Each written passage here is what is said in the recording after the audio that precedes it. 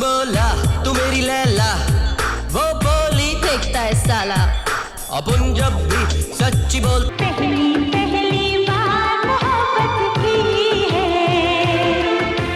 कुछ न सब एक ऐसा चेहरा जो एक बार स्क्रीन पर दिखा तो फिर भुलाया नहीं गया। मेरे दिल में कौन है, धड़कनों में 90s के दशक में जब बॉलीवुड में ग्लैमर की चकाचौंध थी, तब एक मासूम सी मुस्कान लिए बिना शोर बिना बड़े नाम के एक एक्ट्रेस आई, जिनकी सादगी ने तहलका मचा दिया। प्यारे तो हमेशा रहे। जैसे ही वो सिल्वर स्क्रीन पर ट्रेडिशनल लुक में नजर आईं और अपनी पहली मोहब्बत का इजहार किया, करोड़ों दिलों की धड़कन बन गईं। जिंदा रहने के लिए तेरी कसम, एक मुलाकात। उस दौर में जब ग्लैमर के नाम पर बोल्डनेस बिक रही थी, इस एक्ट्रेस की इनोसेंस ने सबको पीछे छोड़ दिया। जब से उस लड़के को देखा है ना, पता नहीं क्यों कोई अनजानी सी ताकत मुझे उसकी तरफ खींच लेती है। मुझे डर लगता है कहीं मुझे उससे प्यार ना हो जाए, बस इसीलिए मैं उससे झगड़ा करती हूँ। फेमिना मिस इंडिया 1995 की टॉप फाइनलिस्ट रही ये अदाकारा शाहरुख खान, सुनील शेट्टी, अरशद वारसी और यहाँ तक कि साउथ के सुपरस्टार्स ममूटी और मोहन बाबू जैसे बड़े बड़े स्टार्स के साथ हिट फिल्में की, लेकिन फिर वो गायब हो गईं। न कोई इंटरव्यू, न कोई खबर, न कोई फिल्म। लेकिन सालों बाद क्यों एक तस्वीर के सामने आने के बाद ये कहा जाने लगा कि ये आज दाने दाने की मोहताज हो गई हैं। मुझे कहीं दूर ले जाए घनी वादियों में, जहाँ हमारे सिवा और कोई भी ना हो, हर तरफ फूलों का रंग भर लाई हो फिजा। पर ये कहानी सिर्फ गुमनाम हो जाने की नहीं है। क्या आप जानते हैं कि एक आर्मी ऑफिसर की बेटी हैं और इनके मंगेतर एक नेवी ऑफिसर थे जो एक हादसे में शहीद हो गए।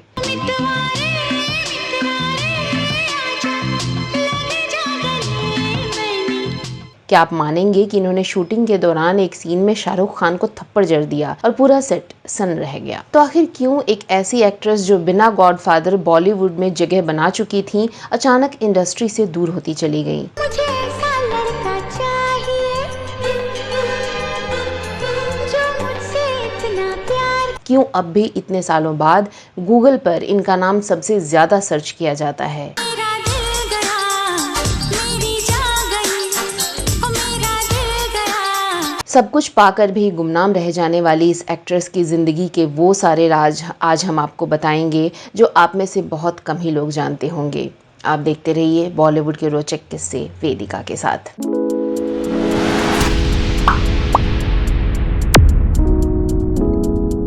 कुछ मेरे दिल ने कहा, कुछ तेरे दिल ने। दोस्तों, आज जिस एक्ट्रेस की कहानी हम आपको बता रहे हैं, ये 90s के दशक की फिल्मों में अपनी सादगी, खूबसूरती और मासूमियत के लिए जानी जाती थीं।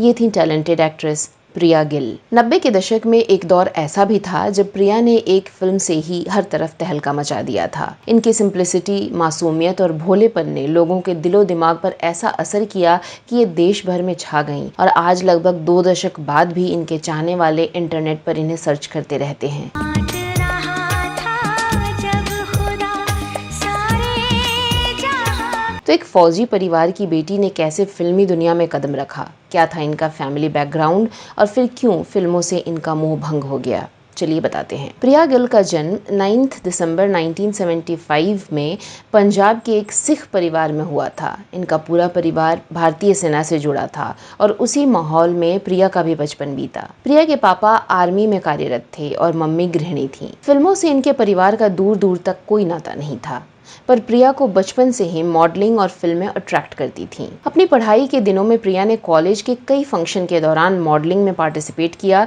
तो लोगों से काफ़ी अच्छा रिस्पांस मिला। इस तरह इनकी पर्सनालिटी भी निखरने लगी। कॉलेज के साथ साथ प्रिया ने पंजाब के भी कुछ बड़े मॉडलिंग असाइनमेंट्स करने शुरू कर दिए और इनकी मॉडलिंग चल निकली। फिर किसी की सलाह पर 1995 में 20 साल की उम्र में प्रिया ने फेमिना मिस इंडिया कंपटीशन का फॉर्म भर दिया और इसकी तैयारी में जुट गईं। तो प्रिया गिल ने कड़ी मेहनत की और सभी क्राइटेरिया को पूरा करते हुए फेमिना मिस इंडिया के फाइनल राउंड तक पहुंच गईं। फाइनल में ये चौथे स्थान पर रहीं। हालांकि ये मिस इंडिया तो नहीं बन पाई, लेकिन टॉप 4 में आने की वजह से इन्हें मिस इंटरनेशनल में भारत को रिप्रेजेंट करने का मौका मिला। इस तरह एक साधारण परिवार की लड़की के लिए ये एक बड़ी अचीवमेंट थी। कंपटीशन के बाद जब प्रिया भारत वापस लौटी तो इन्हें कई मॉडलिंग के ऑफर मिले, जिनमें से कुछ इन्होंने किया भी। फिर पता चला कि इनके घर वालों ने इनकी शादी के लिए एक लड़का ढूंढ रखा है जो कि इंडियन नेवी में ऑफिसर हैं। बताया जाता है कि प्रिया की उन पायलट से सगाई भी हो गई, लेकिन कुछ ही समय बाद एक दुर्घटना में वो शहीद हो गए और प्रिया को इससे गहरा धक्का लगा। इस घटना के बाद प्रिया बेहद दुखी रहने लगी। तब इनके घर वालों ने इन्हें समझाया और अपना मन काम में लगाने को कहा। मिस इंटरनेशनल कंपटीशन से लौटने के बाद से ही वैसे भी प्रिया के पास मॉडलिंग और फिल्मों के कई ऑफर आ ही रहे थे, तो आखिरकार प्रिया ने एंटरटेनमेंट की दुनिया में प्रोफेशनली एंट्री करने की सोची। उसी समय अमिताभ बच्चन ने अपना प्रोडक्शन हाउस ABCL लॉन्च किया था और इसी के बैनर तले फिल्म बनाने के लिए देश भर में एक टैलेंट हंट प्रतियोगिता कराई जा रही थी। बताया गया कि इसके रोल के लिए देश भर के यूथ में से टैलेंटेड लोगों को सिलेक्ट किया जाएगा। इसके लिए देश भर के लगभग 10 लाख लड़के लड़कियों ने फॉर्म भरा। फिर एक दिन घोषणा की गई कि इस फिल्म के लिए अरशद वारसी, चंद्रचूड़ सिंह, प्रिया गिल और सिमरन नाम के कलाकारों को सिलेक्ट कर लिया गया है। ये फिल्म थी तेरे मेरे सपने। तो बतौर प्रोड्यूसर अमिताभ बच्चन की ये पहली फिल्म थी और अरशद वारसी और प्रिया गिल ने भी इसी से डेब्यू किया। 1996 में रिलीज हुई इस फिल्म में चंद्रचूड़ सिंह इनके ऑपोजिट हीरो थे और प्रिया सादगी भरे अंदाज में बेहद आकर्षक नजर आईं। हालांकि ये फिल्म बॉक्स ऑफिस पर पिट गई और अमिताभ के साथ साथ प्रिया को भी निराशा हाथ लगी, लेकिन इस फिल्म की कहानी और प्रिया की एक्टिंग को पसंद किया गया और प्रिया को अगली फिल्म मिली श्याम घनश्याम, जो 1998 में रिलीज हुई। इस फिल्म में अरबाज खान और चंद्रचूड़ सिंह भी लीड रोल में थे। श्याम घनश्याम फिल्म को मीडिया में भी प्रचारित करने की खूब कोशिश की गई, हालांकि फिर भी इसका रिस्पॉन्स ठीक नहीं रहा और ये फिल्म भी फ्लॉप रही। इसके अगले साल 1999 में प्रिया की 3 फिल्में आईं, जिनमें 2 हिंदी और 1 मलयालम फिल्म शामिल रही।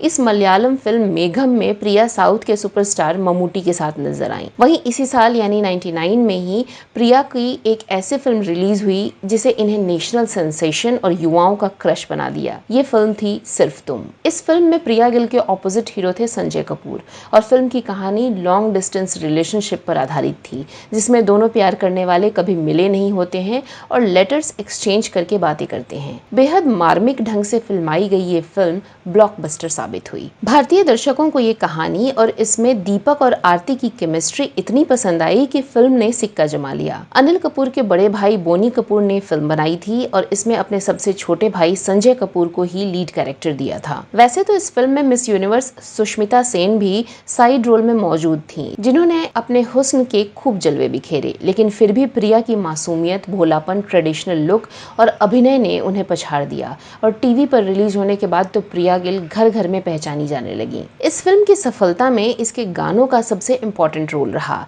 और नदीम श्रवण के म्यूजिक ने संगीत प्रेमियों के दिलों में जगह बना ली। जबरदस्त कहानी, शानदार एक्टिंग और मेलोडियस सॉन्ग्स के कारण सिर्फ तुम उस साल की सबसे सफल फिल्मों में शुमार हो गई और चौक चौराहे, बस, ऑटो और शादी ब्याह हर जगह इसी के गाने बजते सुनाई देने लगे। इसी साल प्रिया की जो तीसरी फिल्म रिलीज हुई वो थी बड़े दिल वाला, जो 1994 की Hollywood film it could happen to you की रीमेक थी। इस फिल्म में सुनील शेट्टी इनके ऑपोजिट हीरो थे, लेकिन ये फिल्म ज्यादा कमाल नहीं दिखा सकी। अगले साल यानी साल 2000 में प्रिया की 3 फिल्में आई, जिनमें से 2 तेलुगु भाषा की फिल्में रही, जिनमें ये साउथ के सुपरस्टार मोहन बाबू के साथ दिखी थी, और एक थी हिंदी फिल्म जोश, जिसमें इन्होंने सुपरस्टार शाहरुख खान के साथ जोड़ी बनाई। हालांकि इस फिल्म में ऐश्वर्या राय भी थी, जो शाहरुख खान की बहन बनी थी, और उनके ऑपोजिट हीरो चंद्रचूड़ सिंह थे। लेकिन 2-2 स्टार्स के होते हुए भी प्रिया ने इस फिल्म में अपनी मौजूदगी दर्ज कराई। इस फिल्म से जुड़ा एक किस्सा तब बहुत फेमस हुआ था। दरअसल इस फिल्म की शूटिंग के वक्त प्रिया गिल को अपने को स्टार शाहरुख खान को एक थप्पड़ मारना था, पर हर बार प्रिया इतने धीरे से तमाचा मार रही थी कि सीन ओके नहीं हो पा रहा था और इन्हें घबराया हुआ देख सेट पर मौजूद लोग हंसे जा रहे थे। फिर शाहरुख खान ने इन्हें समझाया और कहा कि जोर से थप्पड़ मारो वरना सीन रियल नहीं लगेगा। आखिरकार शूट शुरू हुआ और इस बार प्रिया ने उन्हें इतना जोरदार तमाचा जड़ दिया कि सेट पर कुछ देर के लिए सन्नाटा पसर गया, लेकिन सीन ओके हो गया और फिर प्रिया शाहरुख खान को सॉरी कहने लगी। लेकिन शाहरुख ने भी बड़े दिल के साथ इन्हें माफ कर दिया और इनकी जान में जान आई। खैर, इसके नेक्स्ट ईयर यानी साल 2001 में प्रिया ने फिल्म जीतेंगे हम में काम किया। हालांकि इसमें इनका साइड रोल था। इस बीच प्रिया को कुछ ऐसी फिल्मों के ऑफर आए जिनमें इन्हें एक्सपोज करना था, तो कुछ की कहानी उटपटांग सी थी। तो प्रिया ने इन फालतू फिल्मों में काम करने से इनकार कर दिया और फिल्म मेकर्स को ये समझ आ गया कि प्रिया किसी भी तरह से कॉम्प्रोमाइज नहीं करने वाली। अगले साल 2002 में प्रिया ने 2 फिल्मों में काम किया, रेड और जी आयानो, लेकिन ये दोनों ही फिल्में हिंदी नहीं थी, बल्कि एक तमिल फिल्म थी तो दूसरी पंजाबी। हालांकि इन दोनों ही फिल्मों ने बॉक्स ऑफिस पर रिकॉर्ड तोड़ कमाई की, लेकिन प्रिया के पास कोई हिंदी फिल्म नहीं थी और जो मिल भी रही थी उनमें प्रिया का साइड रोल ही था। अगले साल 2003 में प्रिया की 2 फिल्में रिलीज हुई, LOC कारगिल और बॉर्डर हिंदुस्तान का। ये दोनों ही फिल्में मल्टी स्टारर रहीं और इनमें प्रिया का रोल बेहद छोटा रहा। फिल्म बॉर्डर हिंदुस्तान का में आदित्य पांचोली और फैजल खान भी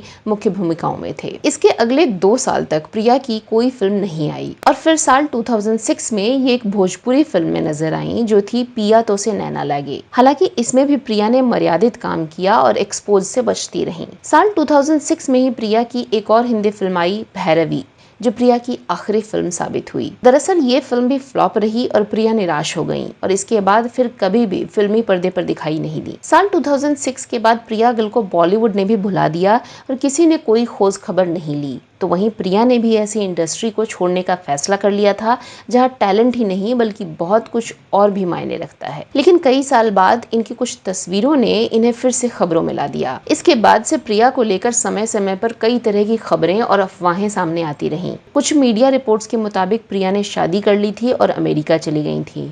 कुछ साल बाद पता चला कि प्रिया अपनी फैमिली के साथ डेनमार्क में रहती हैं और वहां उनका अपना बिजनेस संभालती हैं। कुछ साल पहले हुए 1 रैंक 1 पेंशन अभियान में प्रिया गिल ने हिस्सा लिया था और इस अभियान की भी इनकी एक तस्वीर सामने आई थी। इसके बाद फ्रांस के एक बैग स्टोर के ऑनर ने भी इनके साथ ली गई एक फोटो को इनकी लेटेस्ट फोटो बताकर सोशल मीडिया पर पोस्ट किया। इस तस्वीर में प्रिया गिल पहले की ही तरह मासूम और खूबसूरत दिख रही थी। तो वहीं प्रिया की एक ऐसी भी फोटो सामने आई थी जिसमें ये बच्चियों को पंगत में खाना खिला रही थी। लेकिन इस तस्वीर को कुछ लोगों ने ये कहकर वायरल करना शुरू कर दिया कि देखिए कैसे 90s के दशक की मशहूर एक्ट्रेस प्रिया गिल दाने दाने की मोहताज हो गई हैं और गुरुद्वारे में लंगर खाकर गुजारा कर रही हैं, जबकि इस बात में कोई सच्चाई नहीं थी। बल्कि बाद में पता चला कि ये तो वहाँ गरीब बच्चों को खाना खिला रही थी, लेकिन मीडिया ने इनका बेवजह मजाक बना दिया था। तो अपने बारे में फैलाए गए इस अफवाह से प्रिया को बेहद दुख पहुंचा और उन्होंने मीडिया से पूरी तरह से दूरी बना ली। साल 2022 में इनकी एक दोस्त के साथ इनकी फोटो सामने आई थी जो दुबई की तस्वीर बताई गई थी। 48 साल की हो चुकी प्रिया आज बॉलीवुड की चकाचौंध भरी दुनिया से पूरी तरह से नाता तोड़ चुकी हैं।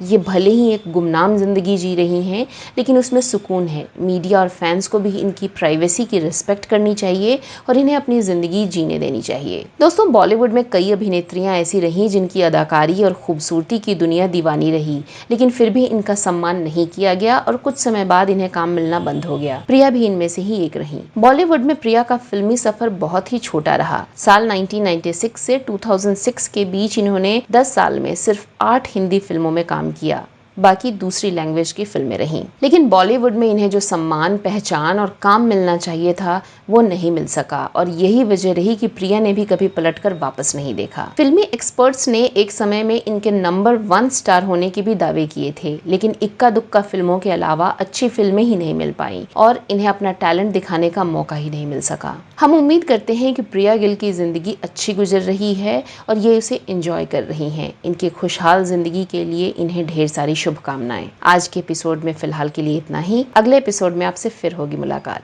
तब तक के लिए दीजिए इजाजत। नमस्कार। मेरे पिया।